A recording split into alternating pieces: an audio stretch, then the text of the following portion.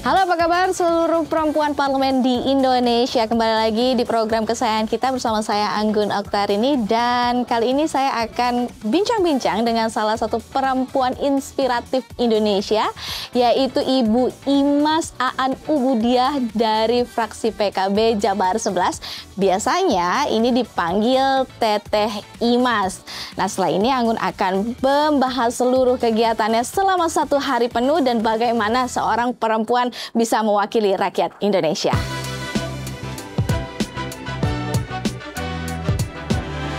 Assalamualaikum, Teteh.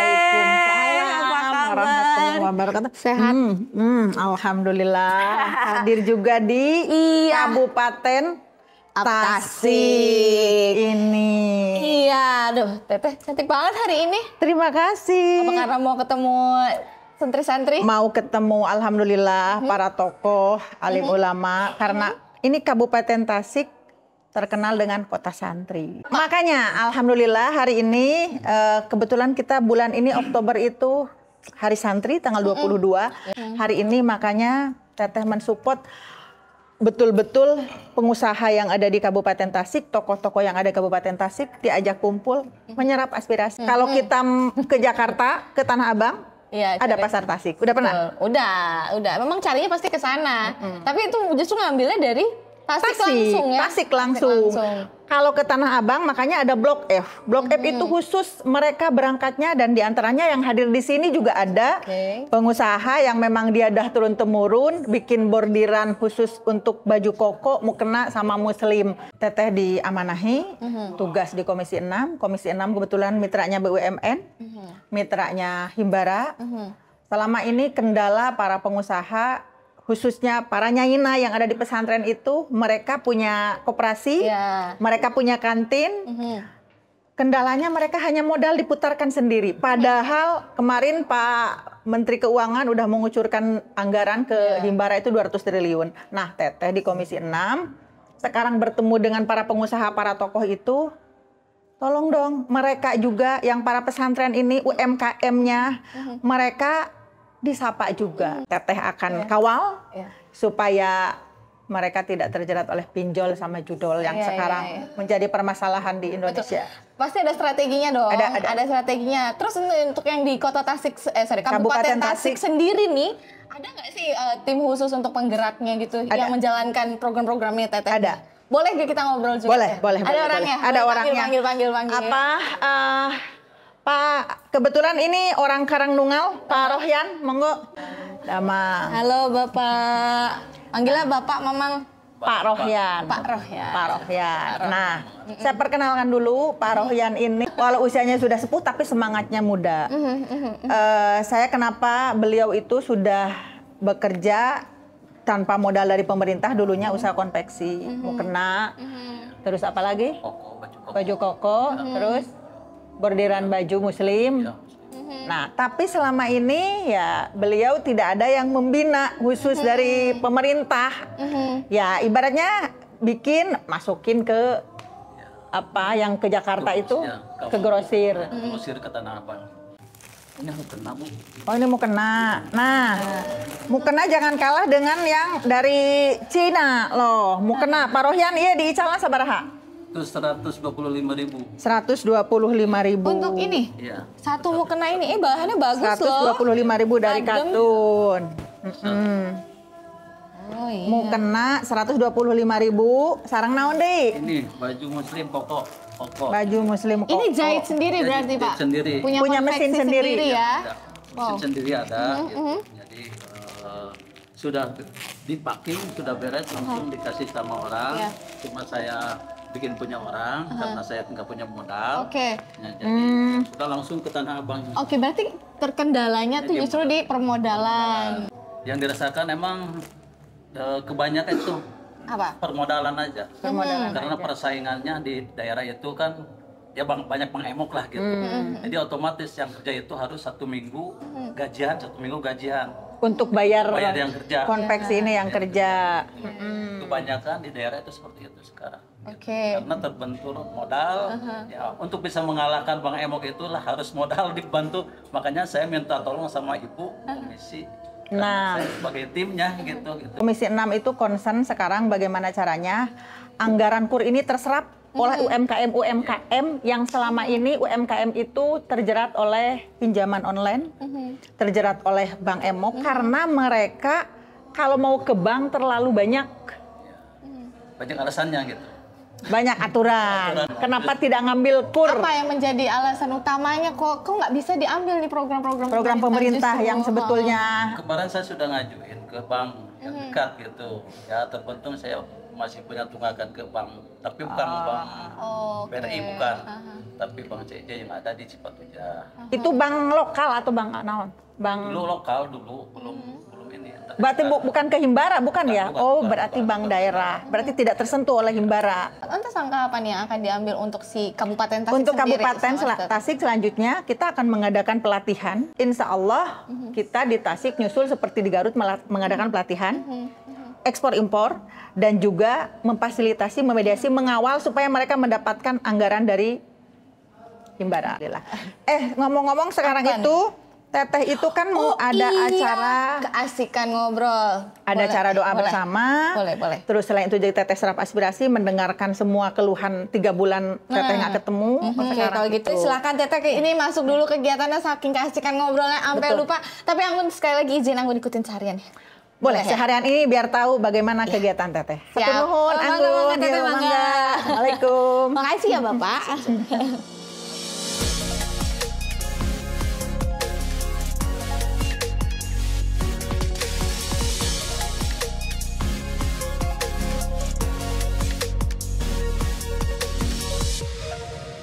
Ya, pemirsa kita kembali lagi di Perempuan Parlemen dan kali ini Anggun masih bersama dengan Teteh Imas. Hatur nuhun. Tadi kegiatannya gimana Teh?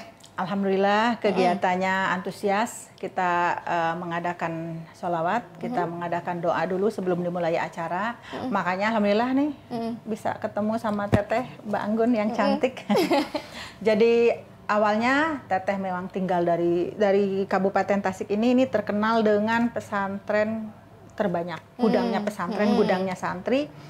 Ya perempuan untuk ngomong, untuk berbicara relatif dibatasi karena kita tahu bahwa seorang perempuan itu cukup menjadi pendukung untuk suami saja. Tetapi karena Teh Imas lahir dari seorang anak, seorang guru ngaji, ibu seorang ngaji, di lingkungan sekitar kebanyakan janda-janda yang memang suaminya banyak kan kerja di luar negeri dan jadi TKW dan pernah mengalami pemandangan orang tua itu bawa bolak-balik ke rumah sakit. Orang yang sakit perut dikasihnya sama orang tua tuh air tapi sugesti jadi sembuh. Orang ibaratnya yang sakit jatuh aja dikasihnya air karena dulu masih terbatas rumah ibu adanya di Kampung Ciucing, Pondok Pesantren At-Taufik 5 jam dari sini. Jadi yang namanya melihat orang yang jatuh dari pohon sampai si kepalanya wajahnya berbalik ke kanan, tapi karena keterbatasan bukan dibawa ke rumah sakit karena begitu sulit aksesnya, tetapi sama doa. Bukan berarti tidak mau berobat, tapi karena jauh dikasih doa pun mungkin sugesti sementara. Dan yang paling menjadi motivasi Teteh itu ketika melihat ada tetangga yang dikelilingi sama semua, dibacain Yasin, dibacain Kahfi, dia tidak bisa melahirkan karena bentuk kakinya gitu kan. Ketika ditanya kenapa ke rumah sakit, saya punya uang cuma 1.700, suaminya tidak ada. Dari situ merasakan perjalanan berjadi masyarakat yang miskin, yang susah itu. Berarti mati pun ibaratnya miris ya melihatnya ya. Dan posisinya waktu itu Teteh ini belum bisa bantu yang bagaimana tuh? Masih seorang anak, seorang kiai, seorang ulama yang melihat seorang kiai di kampung itu harus serba bisa. Karena yang datang semuanya ke kiai itu, yang lahiran datang ke kiai, yang jatuh ke kiai. Akhirnya waktu itu saya bawa ke dokter, ke rumah sakit, ternyata sebegitu beratnya. Ke rumah sakit bukan dilayani, mana suaminya, mana uangnya. Sampai akhirnya saya melihat dia meninggal, anaknya meninggal, dari situ menjadi motivasi.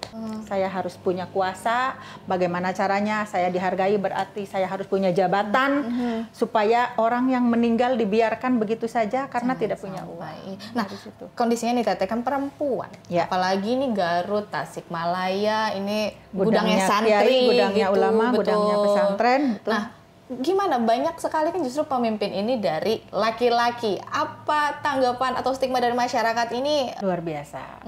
Banyak cibiran, banyak hinaan. Yang paling berat, saya lahir dari kultur pesantren yang berpikir bahwa perempuan itu cukup menjadi ibu buat anaknya, cukup menjadi istri buat suaminya, sama sekali tidak mendukung untuk ke politik. Sama sekali untuk mendukung untuk duduk di wilayah publik, lingkungan masyarakat. Karena memang belum ada sejarah saya satu-satunya anggota DPR RI perempuan dari wilayah Garut Selatan. Setelah sekian puluh tahun merdeka, baru ada seorang perempuan, anak seorang ulama kampung, anak seorang ajengan kampung, bukan orang kaya, tapi alhamdulillah karena melihat begitu banyak yang bolak-balik ke rumah sakit, mereka tidak dilayani oleh rumah sakit dan tidak punya uang, mereka melayang nyawanya, keterbatasan dari situ. Saya harus jadi bupati. Asalnya bukan kepikir DPR RI. Saya harus jadi bupati, saya harus jadi gubernur supaya saya bisa menolong saudara-saudara saya yang harusnya masih hidup. Yang harusnya masih muda, usianya masih usia 30 tahun, 28 tahun, tapi meninggal karena tidak terlayani dengan medis yang baik. Garut 2,8 juta penduduk, tapi UGD cuma masuk paling cuma 15 orang. Inkubator dari 2,8 juta penduduk paling cuma ada 6 atau 8 inkubator. Banyak yang antri dan betul-betul Garut itu nomor 3 kematian ibu dan anak tertinggi di Jawa Barat. Tapi dukungan dari suami sendiri Teh dan anak, kan Teteh ini juga istri, ibu juga gitu loh. Alhamdulillah saya punya suami orang Klaten. Beliau yang asalnya meragukan, yang asalnya beliau kurang apa sih, buat apa sih, dan emang saya kurang membiayai kamu, emang saya kurang ngasih kamu uang jajan awalnya itu, tetapi sekali lagi saya minta, Pak, saya punya Garut, saya punya Tasik, saya berangkat dari santri, keterbelakangan, kemiskinan di depan mata, saya tidak bisa tidur. Terus yang paling parah lagi di Garut dan di Tasik memang perempuan relatif yang minat ke politik masih kurang. Nih, Teteh kan duduk di Komisi 6 ya? Komisi 6. Nah, di Komisi 6 kan otomatis ini membidangi UMKM. Ya. Salah satunya. Perbankan. Betul. Kementerian Koperasi. Betul. Rencana ke depannya setelah sudah sering nih 1 tahun nih sudah duduk nih sebagai anggota dewan itu. Apakah sudah ada rencana besar yang benar-benar pengen Teteh dorong ke dibawa ke DPR dan harus menjadi program? Tapi sebelum itu jangan dijawab dulu. Kita bahas di segmen 3 ya Teh ya. Oh boleh, monggo. Jadi pemirsa jangan kemana-mana, tetap saksikan Perempuan Parlemen.